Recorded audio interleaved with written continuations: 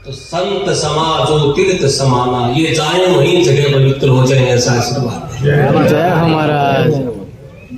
आए तो है कष्ट कटाने के लिए, और मां ऐसी कृपा कर दे कि आपको देख करके कष्ट भाग जाए, ऐसी शक्ति अगर मिल जाए तो जीवन धन्य हो जाता है भक्तों। तो अभी इस यज्ञ में आप लोग बड़ी श्रद्धा से बैठे हैं, तो शास्त्रों का कुछ प्रश्न आता है कि जब हरि कथा के लिए एक से अधिक लोग बैठते हैं, सुमन में एक से अधिक बैठते हैं, तो वहां किसी न किसी रूप में नारायण, मां देवी भगवती या आपका इष्ट मानव देह धारण करके वहां बैठते हैं और हम सबको आशीर्वाद देते हैं। जय महाराज। भक्तों,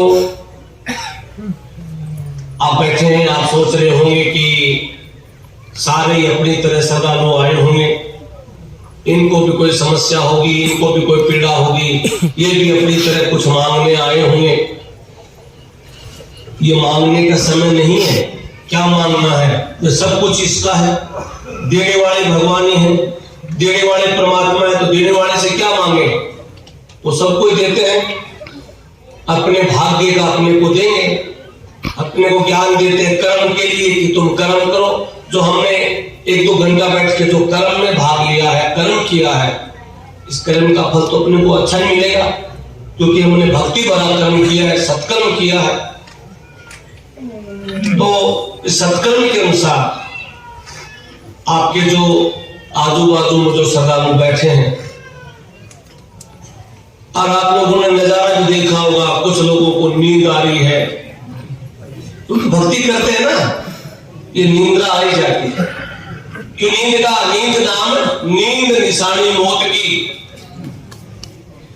नींद किसकी निशानी है? मौत की निशानी। जब हम नींद का भी समय होता है सोने का, जब हरि भक्ति में बैठे हैं तब निंद्रा को त्यागना पड़ता है। लेकिन ये निंद्रा बड़ी पापड़ है, चुगली करे वहां नहीं आती, किसकी बुराई करे वहां नींद नहीं आती, कि झगड़ा हो रहा हो वहां चाहे कांटों को खड़ा हो तो देखना पड़े, लेकिन देखना पड़ता है। और जब भक्ति हो वह पता नहीं क्यों मन विचलित हो जाता है। इसका मतलब काल है वो आपका काम करता है, आपको आपका काम करता है। काल है वो आपका काम करता है कि कैसे करके सुमन में कर ले, भक्ति नहीं करता, डर लगे तो तेरे को छोड़ना पड़ेगा, तू भागेगा फिर छोड़कर। तो अपने को रोकने के लिए हजारों चीजें हैं। इसलिए संत कहते हैं कि जब भक्ति में बैठे तो सभी दरवाजों का गेट एक बंद करके एक ही दरवाजा खोलना पड़ता है। 8 कोटड़ी 9 दरवाजा 10वें मंदिर के महान, 10वां द्वार हरि का है। ये जब ज्योति से ज्योति जुड़ती है तो भक्तों फिर किसी चीज की कमी नहीं रहती। जीवन में अंधकार होता है वो प्रकाश में बदल जाता है। जय हो। और यहां पर अगर बैठे हैं माता के भक्तों, बहुत से श्रद्धालु ऐसे बैठे हैं जीवन में बड़ी तकलीफ पा रहे हो, इतना कष्ट है उनके जीवन में, और वो सोच रहे हैं कि मां की शरण में जाने से हमारा कष्ट कट जाए। तो ये भगवती, हम बारंबार तेरे दरबार में आते रहेंगे, दर्शन करते रहेंगे, ऐसी कामना लेकर के बहुत भक्त आए हैं। मैं बिल्कुल मां के विश्वास से कह रहा हूं, भगवती आपकी मनोइच्छा पूरी करेगी। और कोई सोचे कि कष्ट हमारे में आया, किसी में और किसी में नहीं, क्यों नहीं आया? हम भक्ति करते हैं तब भी कष्ट पा रहे हैं, पड़ोसी कुछ नहीं करता फिर मजे ले रहा। ये शंका आपको नहीं, ये उस महाभारत काल में अर्जुन के भी विचार आता है। अर्जुन भगवान श्री कृष्ण से कहते हैं कि हे केशव, हम आपके साथ हैं और आप हमें धर्म का पाठ पढ़ा रहे हैं, फिर भी देखो हमारे पे कितना कष्ट आया, अपने पराये हो गए। बचपन से हमें आशीर्वाद देने वाले हमारे विषम पितामह आज वो भी हमारा साथ छोड़ करके कौरवों के सेनापति बन गए। हालांकि हमारे परिवार के मुखिया हैं, इनको खड़ा होकर के ये युद्ध समाप्त करवा देना चाहिए, लेकिन वो भी हस्तिनापुर को अमर देखना चाहते हैं। ये समझ में नहीं आया प्रभु, वो कौरवों के साथ में क्यों खड़े हैं? और आप तो कहते हो कि आपकी जीत होगी, अब हमारी विजय कैसे होगी? हमारे साथ तो हम पांचों भाई हैं और ये द्रौपदी है और रही गई ये बूढ़ी मां है कुंती। जब भगवान कृष्ण बड़े मुस्कुरा करके कहते हैं कि मां साथ में है ना, हाँ, जिसकी मां साथ होती है वो कभी हारता नहीं। जय हो।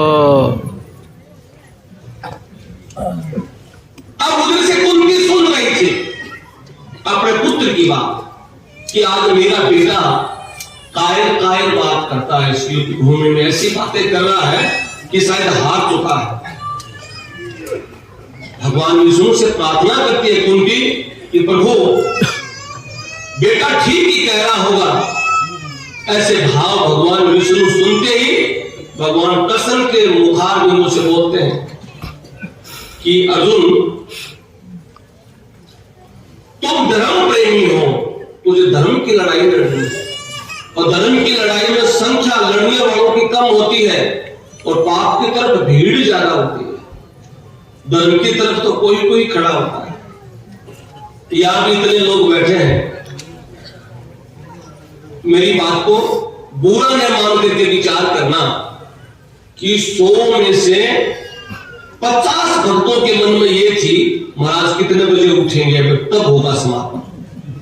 100 में से 50 आदमियों की ये बातें थी, तब उठेंगे महाराज, थोड़ा टाइम लगाते। अच्छा और क्या प्रोग्राम रहेगा महाराज जी का?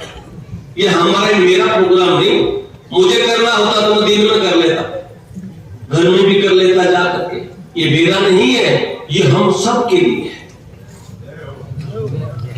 तो सबके लिए कार्य होता है, उसमें सहयोग करने वाला एक भक्त होता है।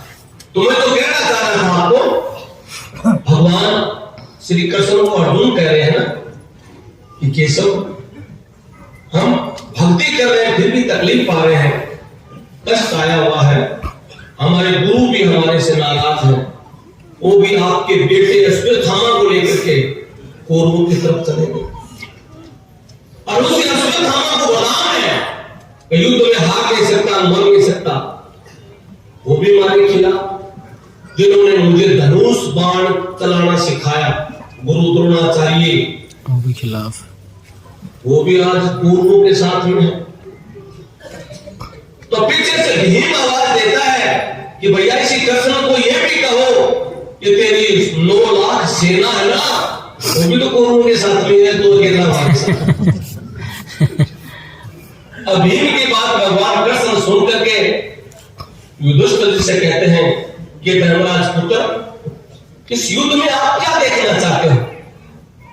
धर्मराज पुत्र ने कहा प्रभु मैं सत्य की विजय देखना चाहता हूं, मैं मेरी विजय नहीं देखना चाहता, मैं केवल सत्य की विजय देखना चाहता हूं। सत्य है वो सनातन है। जय हो। और वो सत्य क्या है आप जानो। जो श्री प्रभु कहते हैं सत्य वो है जो हमेशा ही मणि की तरह चमकता है। सत्य क्या है? एक मणि हमेशा चमकती है, सर्प के पास रहती है मणि, फिर भी वो सर्प के विष को ग्रहण नहीं करती, अपनी चमक बनाए रखती है और सर्प क्रोधित होकर के अपना विष उस मणि पर छोड़ता है, तो वो मणि विष को ग्रहण न करके उस विष से और अपनी चमक बढ़ा लेती है ताकि वो विष उस पर असर न करे। तो मेरा कहने का भाव है भक्तों, भक्ति हमेशा मणि की तरह है और पूजा पाठ एक दीपक की तरह है। पूजा पाठ करोगे, दीपक जलाना पड़ेगा, घी डालना पड़ेगा, फिर दीपक जलाओगे, फिर हवा चलेगी, तो ये भी दिमाग में रहेगा कि कभी दीपक बंद न हो जाए, फिर कोई ऐसा उपाय करोगे हवा न लगे दीपक के। इसलिए ऐसी दीपक वाली भक्ति नहीं करना है, मणि वाली भक्ति। जो विष के पास बैठ करके भी अपना प्रकाश करते रहे। आज इस यज्ञ में वाक्य में आपने वो मणिमाला सा भजन किया है, सुमरण किया है। और आज इस राम नवमी के दिन, दुर्गा नवमी के दिन, गणेश जी महाराज का शुभ श्रेष्ठ वार बुधवार के दिन बड़ी श्रद्धा से आपने सुमरण किया। माते श्री आपकी मनोकामना पूरी जय हो।